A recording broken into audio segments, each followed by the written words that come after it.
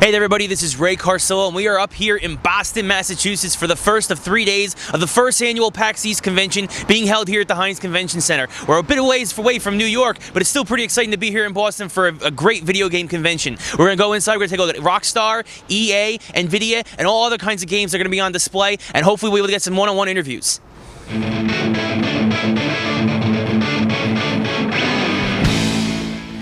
We're here at the Handheld Gaming Lounge for PAX East 2010, and basically it's just a bunch of beanbags that have been spread out in this massive hallway. But it sure is comfortable, and I really do wish I brought my Nintendo DS for this. Ooh, look, camouflage. I blend right in.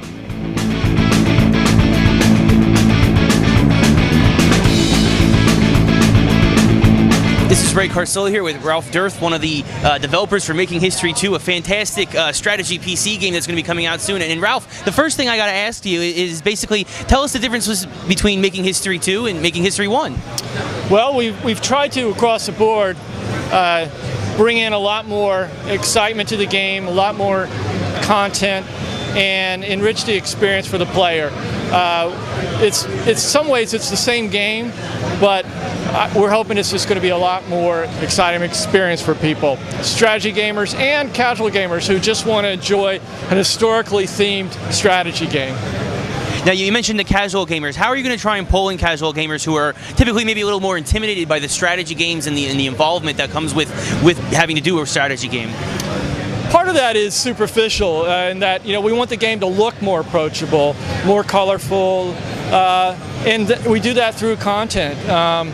We don't know at what level people will drop off on that or be intimidated. We're hoping that people who like history or themed games like that will look at us and see that it's not really so complicated if you don't want it to be complicated. Speak about the historical time period that you guys chose to base Making History 2 around, as from what I've seen, very World War II-esque based era. Why choose that era, and what do you hope to accomplish with that? Well, it was the 20th century was just full of a lot of change, and the World War II was this incredible conflict that had, I don't know, that amount of technology there that was not so advanced that you could just lob a bomb from a million miles away. It really was very up close and personal, and the weapons were very diverse, and so it gives us a lot of stuff to work with there. And it's also, some people still remember it. They still have attachments to that era. So I still think there's a lot of interest there. Now, it's only for the PC, to my understanding. Is there any hopes to possibly bring it to a console at a later date? We're open to all of that. I don't personally know what time we would make that decision, but we'd love to see it wherever we can get it. And how long has Making History 2 been in development for? About 2 years if you consider the design phase. The sort of hardcore production phase has probably been about a little over a year now. And when can we expect to see Making History 2 on store shelves? I think May 25th is the magic day. We're here at aisle 1300 of PAX East, and basically it's been nicknamed Fanboy Alley by a lot of the people going here today because it has the Red vs. Blue booth. For those of you who don't know, Red vs. Blue, of course, is the very popular web series that's based around Halo. So it's very interesting to see how basically there's a traffic jam basically been caused by all the fanboys who are lining up looking for merchandise and trying to possibly talk to some of the guys who, of course, developed the web series who will be here at PAX East.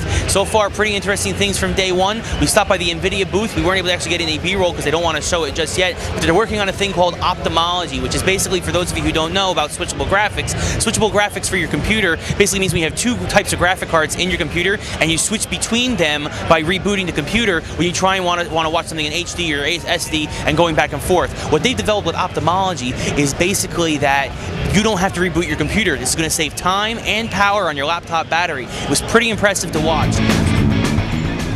So that's it for day one here at PAX East 2010, folks, from Boston.